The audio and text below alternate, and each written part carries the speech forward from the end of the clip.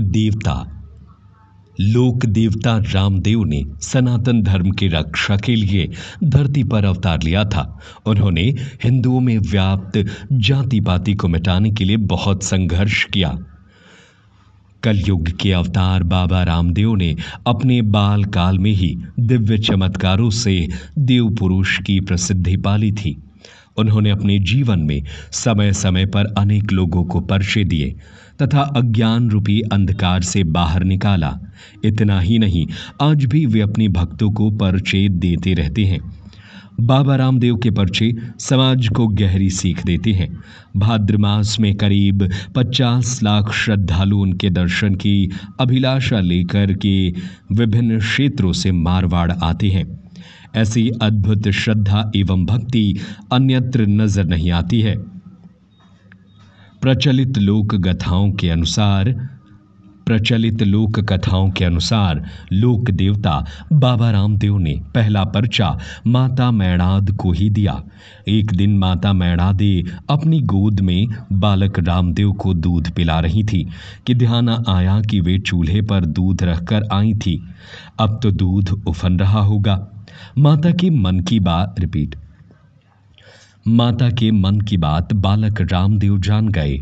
माँ को चिंता में देखा तो उन्होंने हाथ बढ़ाकर उफनते दूध के बर्तन को नीचे उतार लिया। पुत्र का यह चमत्कार देख माँ आश्चर्यचकित रह गई। इस चमत्कार से भगवान ने सभी माताओं को संदेश दिया कि अपने शिशु को जब भी स्तनपान कराओ तो शांत चित्त और चिंता मुक्त होकर कराना चाहिए।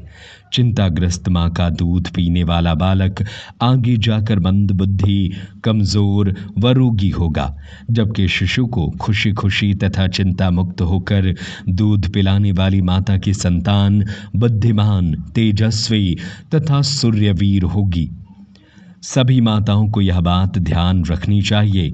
बाबा का यह संदेश सभी माता बहनों को समझ लेना चाहिए। बचपन में बाबा रामदेव जी ने एक बार घोड़े की सवारी करने की जिद कर ली। जिद पर अड़ जाने के बाद अजमल जी ने एक दर्जी को बुलवाया और कहा कि बालक रामदेव घोड़े की सवारी की जिद कर रहे हैं, तुम कपड़े का एक घोड़ा बना दो। इस प्रकार खीन खाफ का कपड़ा देकर बालक रामदेव के लिए घोड़ा बनाने का आदेश दिया गया। कपड़ा बहुत कीमती था, इसलिए दर्जी की नीयत में खोट आ गई। उसने आधा कपड़ा बचाकर अपने पास रख लिया। कपड़े का घोड़ा माता मैणाद को सौंपते दर्जी ने कह दिया कि कपड़ा पूरा हो गया है, बिल्कुल भी नहीं बचा है। इस प्रकार झूठ बोलकर दर्जी अपने घर चला गया।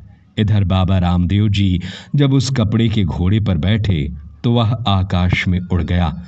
यह देखकर माता मैणादे और पिता अजमल जी के होश उड़ गए। उन्हें लगा कि दर्जी ने घोड़े पर कुछ जादू टोना किया है। उन्होंने आदमी को भेजकर दर्जी को वापस बुलवाया। उन्होंने दर्जी से कहा कि तूने क्या जादू टोना किया कि कपड़े का घोड़ा रामदेव को लेकर उड़ गया। दर्जी ने कहा, उसने कोई जादू टोना नहीं किया है। बार बार पूछने पर दर्जी एक ही जवाब दिया तो महाराज अजमल जी ने उसे कैद खाने में डाल दिया। इधर दर्जी को एहसास हो गया कि यह सब करामात खुद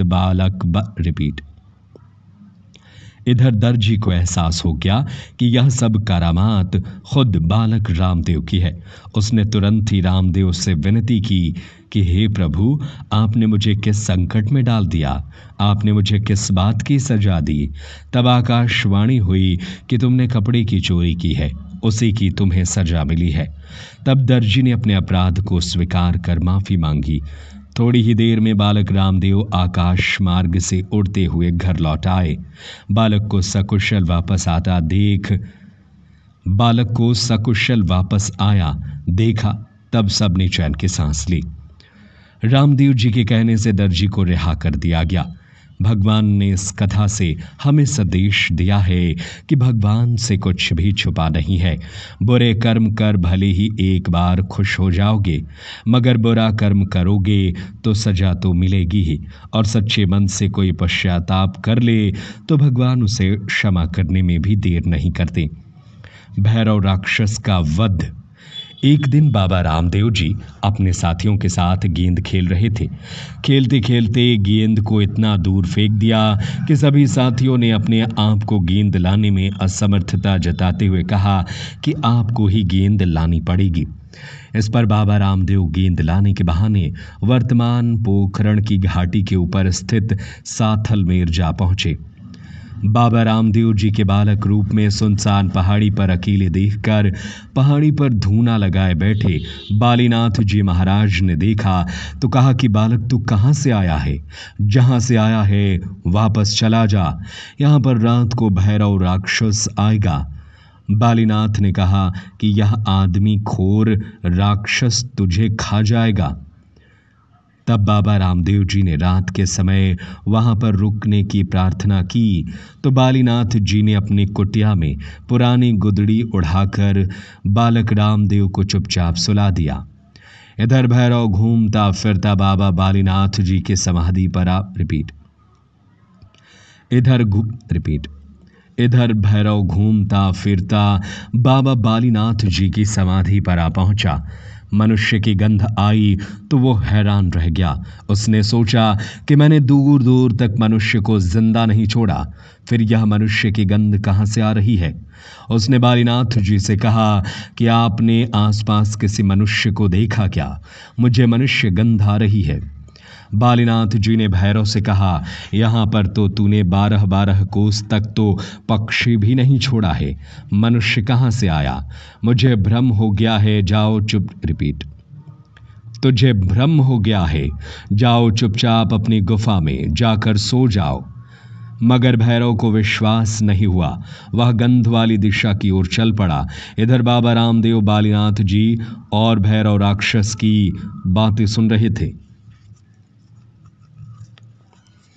गुरु बालीनाथ द्वारा चुपचाप सो जाने का आदेश दिए जाने के कारण बोले तो कुछ नहीं, मगर अपने पैर से गुदड़ी को हिलाई। भैरव वहीं खड़ा था। गुदड़ी हिलती देखी तो समझ गया कि इस गुदड़ी के नीचे कोई सो रहा है। वह गुदड़ी के पास पहुंचा और जोर से खींच लिया। इधर बाबा बालीनाथ जी महाराज बुरी तरह घबरा रहे थे। वे समझ नहीं पाए कि इस बालक को इस राक्षस से कैसे बचाया जाए।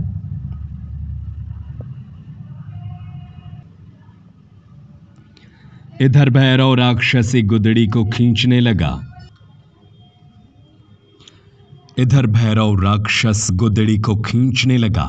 बाबा के चमत्कार से गुदड़ी द्रौपदी की चीर की तरह बढ़ने लगी। यह देख बालीनाथ जी महाराज ने सोचा कि यह कोई सामान्य बालक तो नहीं है, जरूर कोई दिव्य बालक है। गुदड़ी को खींचते खींचते भैरव राक्षस हाँफ गया।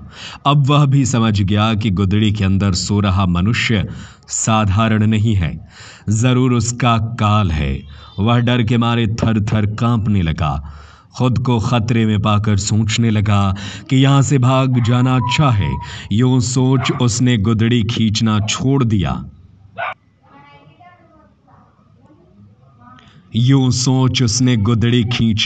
दिया और भागने लगा। उसी समय बाबा रामदेव जी ने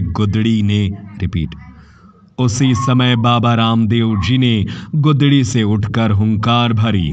हुंकार सुनकर भैरव राक्षस का कलेजा कांप उठा। वह तेजी से भागने लगा।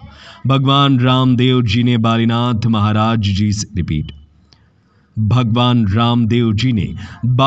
जी महाराज से आज्ञा लेकर भैरव राक्षस का पीछा किया। कुछ ही दूरी पर उन्होंने भैरव राक्षस को धर दबोच लिया। उसका वध कर लोगों को उसके आतंक से मुक्त किया। भैरव के आतंक से मुक्त होने के बाद पोखरण क्षेत्र में मानव चहल पहल फिर से शुरू होने लगी। अजमल जी ने पोखरण गढ़ की स्थापना की। वे अपने परिवार के साथ उंडू कश्मीर से पोखरण आ गए। हिंदुओं को एकजुट करने का प्रयास। बाबा रामदेव दिव्य देव होने के साथ साथ एक महान समाज सुधारक भी थे। जाति पाति के झगड़ों में जकड़े हिंदुओं को एकजुट करने का बहुत प्रयास किया। छोटी उम्र में उन्होंने रामदेवरा में जीवित समाधि ले ली और अपने धाम वापस लौट गए।